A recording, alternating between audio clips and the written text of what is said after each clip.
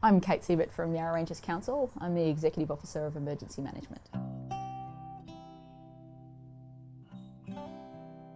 Climate change has had an effect on emergency management in Yarra Ranges.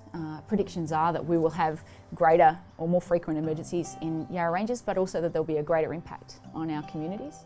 So the old way of working and the old mantra of we've got it under control and you can just wait and see is gone. 2009, where we had the bushfires and the floods that happened in 2011 have also validated that point. So in the future, in emergency management, everyone's going to have to play a part. The community, business, and everybody, including government, organisations and council. So the approach from the emergency management sector has changed, and it's largely about building community understanding and knowledge. Yarra Ranges Council has been piloting a couple of projects that build community understanding and preparedness. Also to be able to respond to and recover from emergencies. And some of the things that we've done have been to build the community's understanding of their local risk, to get them to think about what's actually happening in their community, what the environment's doing, how local business is going, and actually build connections with their local community members, whether that's their neighbours or their businesses or any of those things. What that actually means is when we have an emergency, we've got a great connection through to the community as council. When we're trying to respond, we've got trust, we've got rapport.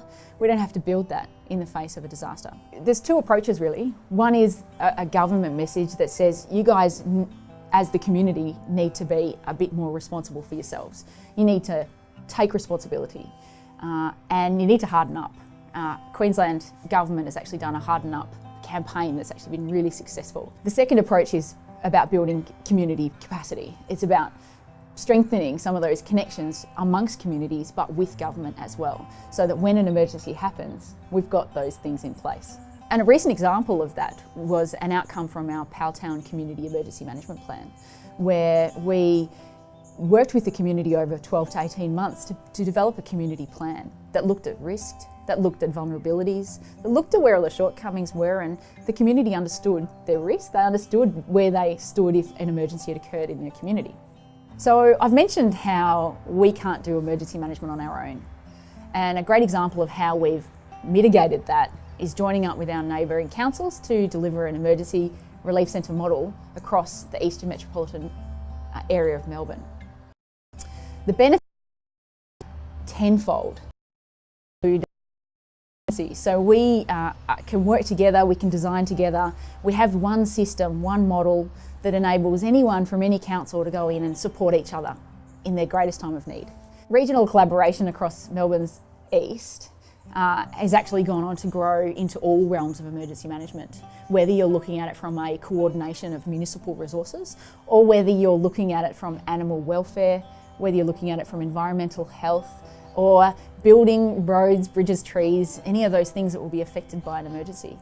It also helps us to work with communications units, community engagement specialists, economic development practitioners, and so forth. So the benefits are wonderful. So if you're working in this area, you're not on your own. Let's work on it together.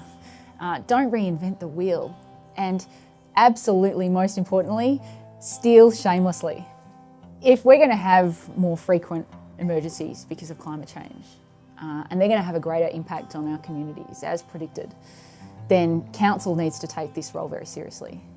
It's not just emergency management practitioners, but it's everybody's responsibility.